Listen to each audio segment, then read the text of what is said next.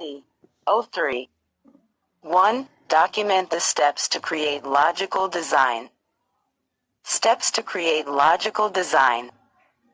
Creating a logical design involves transforming the conceptual model into a more structured representation that can be implemented in a database management system. Here are the steps. A. Identify entities and attributes. Begin by identifying the entities and their attributes from the conceptual model. Entity. Attribute. B. Define relationships. Determine the relationships between entities, specifying cardinality and participation constraints. Relationship. C. Normalize data. Apply normalization technology, 1NF, 2NF, 3NF, etc., to eliminate redundancy and anomalies. D. Define keys. Determine primary keys for each entity and establish foreign keys to represent relationships. E. Resolve many-to-many relation. If pressured, resolve to relationship many-many relationship using associative entities. F. Refine attributes. Review and refine attribute data types, constraints, and defaults. G. Review integrity constraints. Ensure that data integrity constraints, such as referential integrity, are enforced. H. Create entity relationship diagram. Illustrate the logical design using an ERD, depicting entities, relationships, and attribute. I. Review and optimize. Evaluate the design for performance, scalability, and adherence to business requirements. J. Documentation. Document the logical design, including entity definitions, attributes, relationships, and integrity constraints. 2. Discuss and document COD's 12 rules.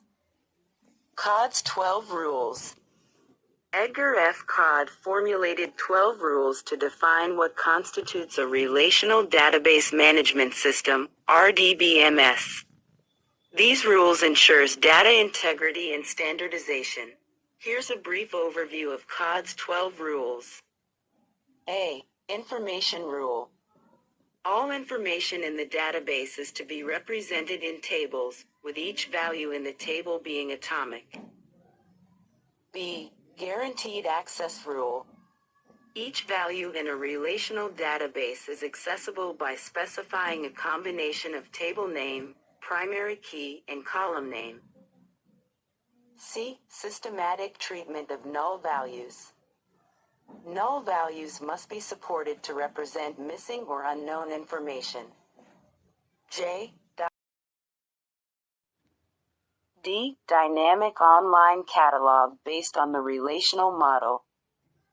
The database's structure, metadata, is to be stored in a relational form, accessible to authorized users. E. Comprehensive data sublanguage rule. The DBMS must support a language for data definition, manipulation, query, and transaction control. F. View updating rule. Any view that is theoretically updatable must also be updatable by the system. G. High-level insert, update, and delete rule. The DBMS must support operations at a high logical level, rather than requiring low-level record processing. H. Physical data independence.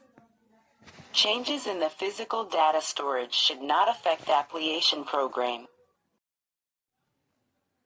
I. Logical data independence.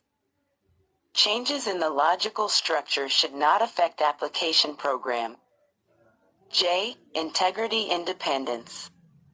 Integrity constraints should be separate from the application programs and not hard-coded. K. Distribution independence. The user's view of the data should remain unchanged when data is distributed across multiple locations. Non-subversion rule. If low-level access to the data is allowed, it should not be possible to bypass integrity rules using this across.